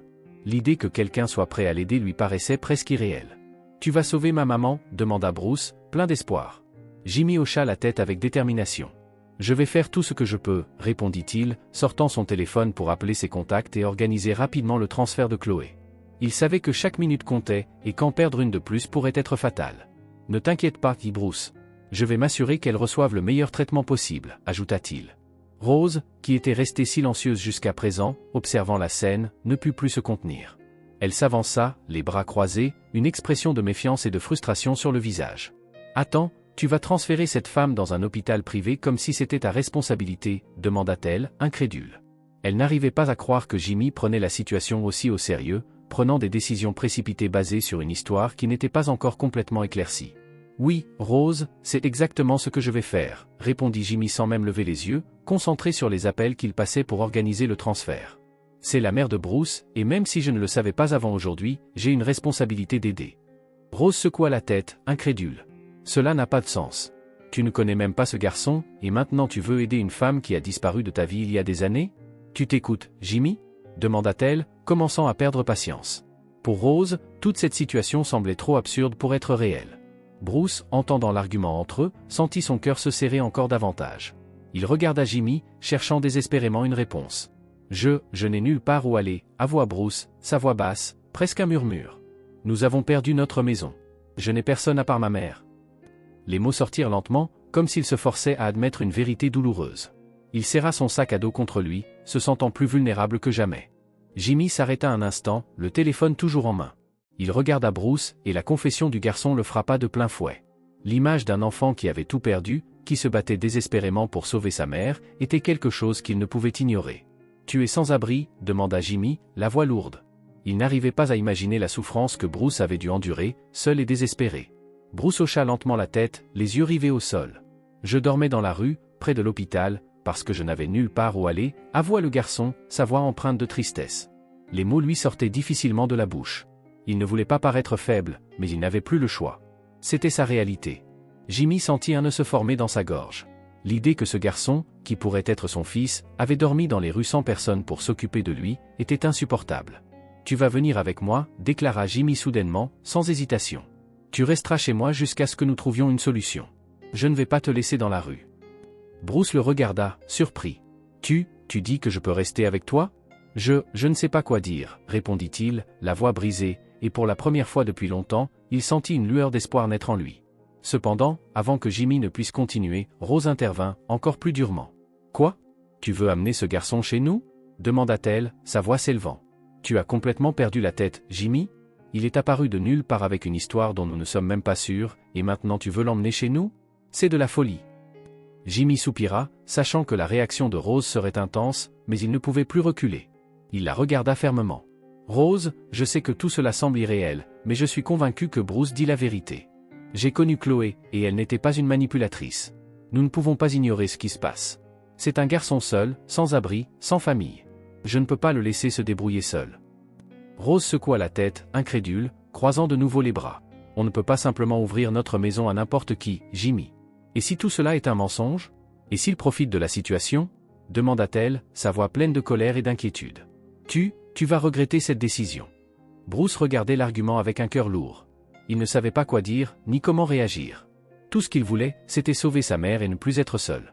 Des larmes menaçaient de couler à nouveau, mais il lutta pour rester fort. Il ne pouvait pas perdre cette chance. « Je ne mens pas, » murmura-t-il, presque inaudible. Jimmy regarda Rose, les yeux sérieux. « Je prends la responsabilité de cette situation. Je sais que c'est compliqué, mais c'est ce qu'il faut faire maintenant. Il vient chez nous. » Il savait que cette décision aurait des conséquences, mais il savait aussi qu'à cet instant, c'était la chose à faire. Rose, furieuse, tourna le dos, croisant ses bras encore plus fermement, essayant de contenir l'explosion d'émotions qu'elle ressentait. Mais elle n'était pas prête à accepter cela facilement. Jimmy garda son regard fixé sur Rose, sachant que ce serait une bataille difficile. Il avait pris la décision d'amener Bruce chez eux, mais il pouvait sentir la colère de Rose, comme une tempête prête à éclater. Le silence qui régnait entre eux était lourd de tension, tandis que Bruce regardait tout cela avec un cœur serré, craignant ce qui allait se passer ensuite. « Je ne l'accepterai pas » dit Rose d'une voix froide, toujours de dos. Elle prit une profonde inspiration avant de continuer, se retournant brusquement pour faire face à Jimmy. « Tu mets tout en danger pour ce garçon, Jimmy. Tu ne sais même pas s'il est vraiment ton fils. Tu n'as aucune preuve, et tu agis comme si cette histoire était claire comme de l'eau de roche. Es-tu prêt à accepter ce que cela va provoquer? Le chaos que cela va amener dans nos vies ?» Jimmy secoua la tête, cherchant les mots justes pour l'apaiser. « Je sais que c'est compliqué, Rose, mais je ne peux pas simplement tourner le dos à cette situation. Et si c'est vraiment mon fils? Et si Chloé est vraiment en train de mourir? Il n'a personne d'autre. Comment peux-tu me demander d'ignorer ça? » Bruce écoutait l'argument comme s'il se tenait au bord d'un gouffre. Chaque mot de Rose était comme un poignard lui transperçant la poitrine, et il se sentait de plus en plus indésirable. Il ne voulait pas être la cause d'un tel conflit, mais il n'avait nulle part où aller. Il avait besoin de Jimmy, il avait besoin d'aide, ou il perdrait sa mère à tout jamais. Rose serra les poings et fit un pas vers Jimmy, son visage tordu par la frustration. « Et nos vies? Que va-t-il arriver à nos vies? On était bien avant que ce garçon n'apparaisse et jette cette bombe dans notre mariage. Tu n'as même pas réfléchi à l'impact que cela aurait sur tout. Jimmy soupira, réalisant qu'il n'y avait plus de place pour la discussion. Il était fatigué, le poids de la culpabilité et de la responsabilité pesait lourdement sur ses épaules. Il regarda Bruce, qui observait tout en silence, les yeux remplis de peur. « Rose, nous allons régler ça, » dit-il, sa voix plus douce. « Mais d'abord, nous devons aider Bruce et sa mère. Je ne t'abandonne pas, mais je ne peux pas les laisser dans cette situation. » Leur dispute fut interrompue par la sonnerie du téléphone de Jimmy. C'était l'hôpital, confirmant que le transfert de Chloé avait été organisé et qu'elle allait recevoir de meilleurs soins à l'hôpital privé. Jimmy raccrocha, ressentant un bref soulagement, une partie de la crise était en voie de résolution. Bruce entendit la nouvelle avec un léger soupir de soulagement. « Merci, merci d'avoir sauvé ma mère, » murmura-t-il, presque incapable de croire que quelqu'un l'avait vraiment aidé. Mais ce soulagement fut rapidement remplacé par la peur grandissante de ruiner la vie de Jimmy et Rose. Peu de temps après, ils arrivèrent à l'hôpital et le transfert de Chloé fut effectué rapidement. Bruce regarda sa mère être déplacée dans un environnement plus sûr et mieux équipé. Bien qu'elle soit toujours inconsciente, il s'approcha d'elle et serra sa main froide comme s'il pouvait lui transmettre toute sa force. « Je t'avais promis que je trouverais de l'aide, maman. Maintenant, tu vas t'en sortir, » murmura-t-il, même si une partie de lui craignait que le temps ne soit contre eux. Une fois que Chloé fut stabilisée, Jimmy emmena Bruce chez lui. La demeure était imposante, très différente de tout ce que Bruce avait connu. Il se sentait complètement hors de place, comme s'il n'appartenait pas à ce monde. Tout était grand, beau et terriblement silencieux. Il voulait se sentir reconnaissant, mais l'inconfort l'envahissait. Il savait que Rose ne voulait pas de lui ici. Même s'ils lui montrèrent la chambre où il allait dormir, Bruce ressentait le poids de la fatigue accumulée et de la faim. Il n'avait presque rien mangé depuis qu'il avait perdu sa maison, et son estomac grognait bruyamment. Remarquant la condition du garçon, Jimmy appela un membre du personnel pour lui préparer un repas rapide. Bruce fut conduit dans une petite pièce à l'étage où il trouva un plateau avec de la nourriture, le meilleur repas qu'il ait mangé depuis longtemps. Il s'assit et dévora le pain, la soupe chaude et le jus en silence, essayant de s'adapter à cette nouvelle réalité. Après le repas, l'un des membres du personnel lui apporta des vêtements propres et secs. « Tiens, garçon, tu es tout mouillé. Nous allons laisser tes vêtements sécher. » Bruce se rendit dans la salle de bain, et après une rapide douche chaude, il enfila les vêtements qu'on lui avait donnés. Bien que simples, ils étaient propres et sentaient une fraîcheur qu'il n'avait jamais connue dans la rue. Pour la première fois depuis des jours, il se sentait un peu plus humain. Après s'être changé, Bruce retourna dans le salon, où il trouva Rose et Jimmy échangeant des regards tendus. Bien qu'ils ne parlaient pas, l'expression de Rose montrait clairement son mécontentement à chaque regard qu'elle lançait à Bruce et à Jimmy. Finalement, elle ne put plus se retenir. « Ça ne va pas marcher, Jimmy, » dit-elle, brisant le lourd silence qui emplissait la demeure. « Je ne peux pas accepter cette situation. Ce garçon, ce désordre. Je ne sais pas si je peux continuer à vivre comme ça, » déclara-t-elle.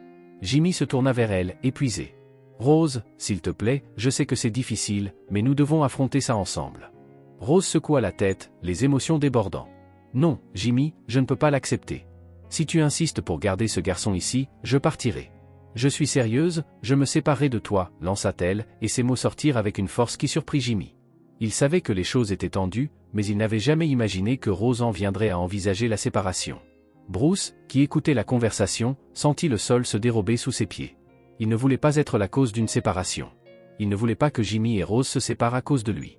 Les mots de Rose résonnèrent dans l'esprit de Bruce, et la culpabilité s'installa dans son cœur. Il causait des dégâts sans même le vouloir. Alors que le couple continuait de se disputer, Bruce monta les escaliers en silence, vers la chambre où il était censé dormir. Il s'assit sur le lit, serrant son sac à dos contre lui, pensant à sa mère à l'hôpital et à la dispute qu'il avait provoquée. Il ne savait plus quoi faire. À chaque fois qu'il demandait de l'aide, la situation empirait. Il avait l'impression que tout irait mieux s'il disparaissait. Bruce se leva du lit, le cœur lourd. Il ne voulait pas être la cause d'autres disputes. Sans trop réfléchir, il prit son sac à dos et ouvrit la porte de la chambre avec précaution, essayant de ne pas faire de bruit. Il savait qu'il ne pouvait pas rester là, sachant que Rose le détestait et qu'il causait tant de souffrance. Le mieux serait de partir avant que les choses ne s'aggravent. Alors qu'il descendait les escaliers en silence, il entendit Rose dire à Jimmy, « Il ne peut pas rester ici, Jimmy. Je ne le permettrai pas. Si tu le gardes, je pars, et je te jure que je ne reviendrai pas. » Ces mots frappèrent Bruce en plein cœur. Il savait que la décision était prise. Il s'éclipsa par la porte de derrière, sans se retourner. La nuit était froide et sombre, et il disparut dans l'ombre, sans savoir où il allait, mais certain qu'il ne pouvait plus rester. La nuit était froide et silencieuse alors que Bruce marchait dans les rues de la ville. Ses vêtements propres étaient maintenant humides à cause de l'humidité dans l'air. Il serrait son sac à dos contre sa poitrine, comme si c'était la seule chose qui lui restait dans ce monde. Les réverbères projetaient de longues ombres solitaires devant lui, et le garçon ne savait pas où aller. Tout ce qu'il savait, c'est qu'il ne pouvait pas rester chez Jimmy. Il ne voulait pas être la cause de la destruction d'une autre famille. Je voulais juste aider ma mère, pensa-t-il, le cœur lourd de culpabilité.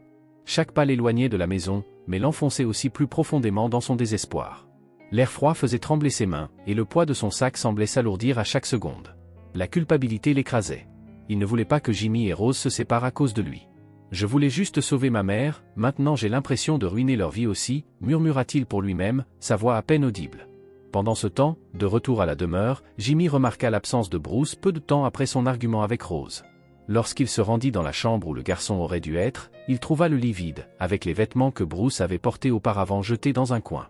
La panique s'empara immédiatement de Jimmy. Bruce, appela-t-il, espérant que le garçon était quelque part dans la maison, mais seul le silence lui répondit. Désespéré, il dévala les escaliers, manquant de trébucher sur les marches. « Il est parti » dit Jimmy, la voix tremblante d'inquiétude. Bruce s'est enfui. Rose, toujours furieuse, ne montra aucun signe d'urgence. « Je savais qu'il allait faire ça. Ce garçon attire toujours les ennuis » répondit-elle froidement. Mais Jimmy n'avait pas de temps pour une nouvelle dispute. Il ressentait le poids de la responsabilité marteler sa poitrine. « Je dois le retrouver. » Sans attendre de réponse, il attrapa ses clés de voiture et sortit en trombe par la porte d'entrée. La nuit était lourde, et le vent froid mordait sa peau, mais il n'en avait cure. Tout ce qui comptait, c'était de retrouver Bruce avant qu'il ne soit trop tard. Il est encore seul, pensa Jimmy, en conduisant à toute vitesse à travers les rues de la ville, ses pensées l'étouffant. Je ne peux pas le laisser comme ça.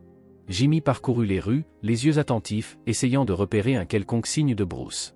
Il savait que le garçon ne pouvait pas être allé bien loin, mais la ville semblait immense sous le ciel noir de la nuit. La culpabilité brûlait dans la poitrine de Jimmy. Il avait laissé Bruce partir, il avait permis à l'argument avec Rose de prendre le dessus sur la situation. « J'ai échoué encore une fois » murmura-t-il pour lui-même, frustré. « J'avais promis de prendre soin de lui, et maintenant il est seul, dehors dans les rues. » Après avoir conduit dans plusieurs rues sans succès, Jimmy s'arrêta près d'un parc, proche de l'hôpital où Chloé était admise, se souvenant que Bruce avait dit qu'il restait toujours près de là où sa mère était hospitalisée. Il devina que Bruce avait peut-être cherché refuge près de l'hôpital privé où Chloé avait été transférée. La nuit était froide, et l'air mordant perçait la peau de Jimmy tandis qu'il scrutait les environs sombres. Finalement, il aperçut une petite silhouette assise sur un banc, recroquevillée. C'était Bruce. Jimmy se précipita vers lui, le cœur battant. Bruce, le dos tourné à lui, serrait son sac à dos contre lui, ses épaules tremblant légèrement. Il pleurait en silence, essayant de retenir les larmes qui continuaient à couler. En entendant des pas, il leva les yeux. Ses yeux rouges et gonflés rencontrèrent ceux de Jimmy. « Pourquoi m'as-tu suivi » demanda Bruce, sa voix faible et tremblante. « Je ne voulais juste pas ruiner ta vie. » Jimmy sentit un nœud se former dans sa gorge en entendant ces mots. Il s'agenouilla devant Bruce, posant une main sur l'épaule du garçon. « Tu ne ruines rien, Bruce, dit-il d'une voix douce mais ferme. Rien de tout cela n'est de ta faute. C'est à moi de mieux gérer cette situation. Ce n'est pas ta faute. » Bruce secoua la tête, les larmes coulant sans contrôle sur son visage. « J'ai tout entendu, Jimmy. Elle a dit qu'elle partirait si je restais. Je ne veux pas causer de problème pour toi et Rose. Je n'ai jamais voulu que tout ça arrive, dit-il, sa voix chargée de culpabilité et de douleur, comme s'il essayait de porter tout le poids du monde sur ses épaules. Jimmy soupira, sentant la gravité de la conversation. Bruce, tu dois comprendre une chose, dit-il en regardant directement dans les yeux du garçon, voulant qu'il sente la sincérité de ses paroles. J'ai choisi de t'aider parce que c'est la bonne chose à faire, pas parce que tu m'as forcé. Tu ne causes rien de tout ça. Tu essaies juste de sauver ta mère, et j'admire ton courage. Il serra doucement l'épaule de Bruce, ajoutant, tu ne détruis rien. Rose et moi allons résoudre ça. Mais pour l'instant, toi et ta mère êtes la priorité.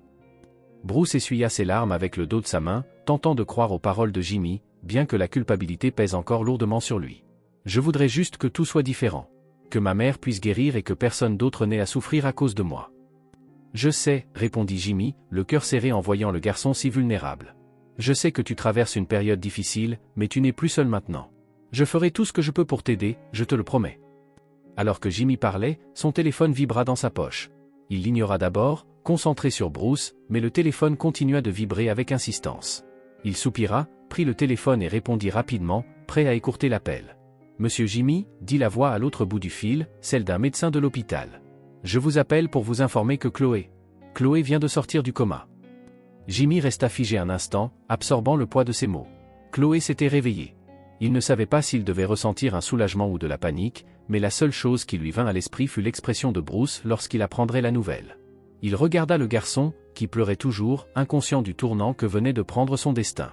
Jimmy, toujours immobile, tenait le téléphone alors que les mots Chloé s'est réveillé résonnaient dans son esprit. C'était un mélange de soulagement et de panique, mais ce qui importait le plus à ce moment-là, c'était Bruce. Le garçon pleurait encore en silence, inconscient de la nouvelle qui pourrait tout changer. Jimmy raccrocha lentement, sentant une urgence croissante en lui. Il s'agenouilla devant Bruce, tenant doucement ses épaules, ses yeux fixés sur ceux de Bruce. « Bruce, commença Jimmy, sa voix plus douce que jamais. Je viens de recevoir un appel de l'hôpital. Ta mère, elle s'est réveillée. Elle est sortie du coma. » Bruce s'arrêta de pleurer brusquement, le choc se lisant sur son visage. Ses yeux s'écarquillèrent et pendant un moment, il sembla incapable de croire ce qu'il venait d'entendre. « Elle s'est réveillée » demanda-t-il, l'espoir brillant à travers les larmes qui coulaient encore sur son visage. « Tu veux dire que ma mère est réveillée ?» Jimmy hocha la tête, souriant légèrement malgré la gravité de la situation. « Oui, Bruce, elle s'est réveillée.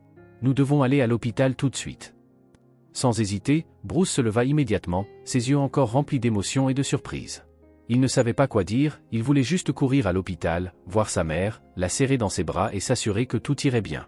Jimmy posa une main sur l'épaule de Bruce et l'accompagna jusqu'à la voiture. Ensemble, ils se dirigèrent rapidement vers l'hôpital. Le silence dans la voiture n'était rompu que par la respiration lourde de Bruce, qui regardait par la fenêtre, son esprit en ébullition. « Ma mère s'est réveillée. Je vais la revoir, pensa-t-il. Mais derrière cet espoir subsistait la peur que quelque chose d'autre ne tourne mal. Quand ils arrivèrent à l'hôpital, Jimmy gara la voiture en hâte et tous deux se précipitèrent vers l'entrée. L'atmosphère à l'intérieur semblait identique à d'habitude, mais pour Bruce, tout avait changé. Son cœur battait fort dans sa poitrine tandis qu'il se dirigeait vers l'étage où Chloé était admise. À chaque pas, la tension montait. Quand ils atteignirent enfin la chambre, Jimmy ouvrit doucement la porte. Là, allongée dans son lit, encore pâle et faible, mais avec les yeux ouverts, se trouvait Chloé. Elle regardait le plafond, comme si elle essayait de comprendre où elle se trouvait et ce qui s'était passé. En entendant la porte s'ouvrir, elle tourna lentement la tête, et ses yeux croisèrent ceux de Bruce. « Mon fils » dit Chloé d'une voix faible mais pleine d'émotion. Elle essaya de sourire, mais l'épuisement se lisait sur son visage. Bruce courut vers le lit, attrapant la main de sa mère, les larmes coulant à nouveau, mais cette fois de soulagement. « Maman, j'étais si inquiet. J'ai cru que je ne te reverrais jamais, » dit-il, incapable de contenir ses émotions, sanglotant doucement en serrant sa main avec force. Chloé caressa doucement le visage de Bruce du bout des doigts, essayant de lui transmettre la force qu'elle avait à peine. « Je suis là, mon amour. Je suis là, » murmura-t-elle. Elle regarda son fils, puis tourna son regard vers la porte où Jimmy se tenait, observant la scène avec un mélange de surprise et d'hésitation. Les yeux de Chloé se posèrent sur Jimmy, et pendant un moment, le silence emplit la pièce. Jimmy fit un pas en avant, ses yeux rencontrant ceux de Chloé, réalisant qu'elle le reconnaissait. « Chloé » dit Jimmy, prononçant son nom dans un ton doux, presque révérencieux. « Tu te souviens de moi ?» Chloé hocha lentement la tête, son regard fatigué mais chargé de sens. « Oui, Jimmy, comment pourrais-je oublier ?» Sa voix était fragile, mais il y avait une sincérité qui transperçait le silence. « Je savais qu'un jour, nous nous reverrions. Je ne pensais juste pas que ce serait ainsi. » Bruce regarda les deux, ressentant la tension dans l'air, mais percevant aussi qu'il se passait quelque chose de plus profond entre eux. Il tenait toujours la main de sa mère, mais maintenant son attention était partagée entre elle et Jimmy. « Maman, tu ne m'as jamais parlé de lui. Tu ne m'as jamais dit pourquoi il n'était pas avec nous, » dit Bruce, cherchant des réponses. Chloé prit une profonde inspiration, fermant les yeux un moment comme si elle avait besoin de rassembler ses forces pour parler. « Je ne t'ai jamais dit parce que j'avais peur que tu sois déçu, qu'il ne veuille pas de toi. Je ne voulais pas que tu grandisses avec cette douleur. » Elle regarda Jimmy, ses yeux brillants des souvenirs qu'elle avait tenté de cacher. « Jimmy et moi, nous avions un passé compliqué. Et quand j'ai découvert que j'étais enceinte, nous étions déjà séparés. J'ai pensé qu'il valait mieux pour toi de ne pas savoir, pour que tu ne portes pas ce fardeau, » expliqua-t-elle. Jimmy sentit les paroles de Chloé le frapper de plein fouet. Il avait laissé se passer derrière lui, mais maintenant, il voyait clairement les conséquences de ses actions. Jimmy regarda Chloé avec des yeux emplis de regret. « Chloé, je ne savais pas. Je n'ai jamais su que tu étais enceinte, » dit-il, la voix brisée par la culpabilité. « Si j'avais su, j'aurais fait les choses différemment. J'aurais été le père que Bruce méritait. » Bruce, qui observait ses parents en silence, tentait de comprendre tout ce qui se disait. Puis, presque instinctivement, il prit la main de sa mère et celle de Jimmy, les joignant comme s'il voulait combler le fossé qui les séparait. « Je me fiche de ce qui s'est passé dans le passé, » déclara-t-il fermement, ses yeux remplis de détermination. « Je veux juste que ma maman guérisse et avoir une chance d'avoir un père et une mère, une chance d'être une famille. » Jimmy fixa Chloé, et à cet instant, quelque chose changea en lui.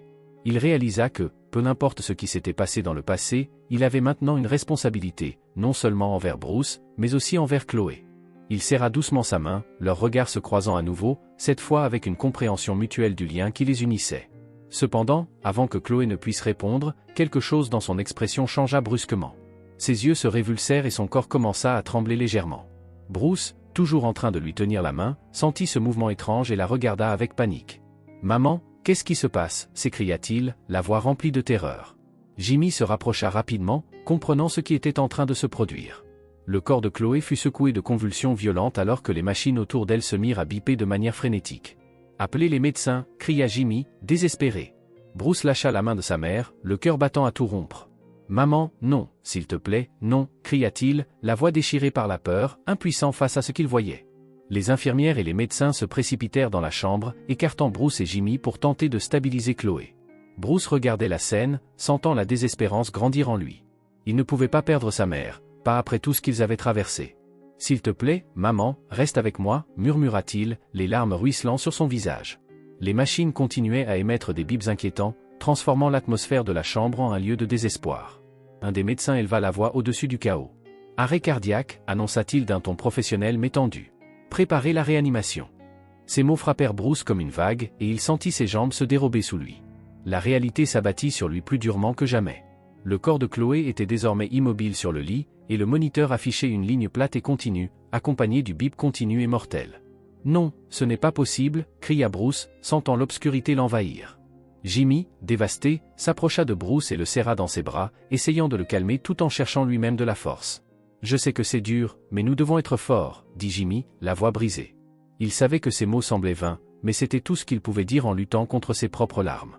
Il serra Bruce contre lui, comme s'il pouvait protéger le garçon du pire.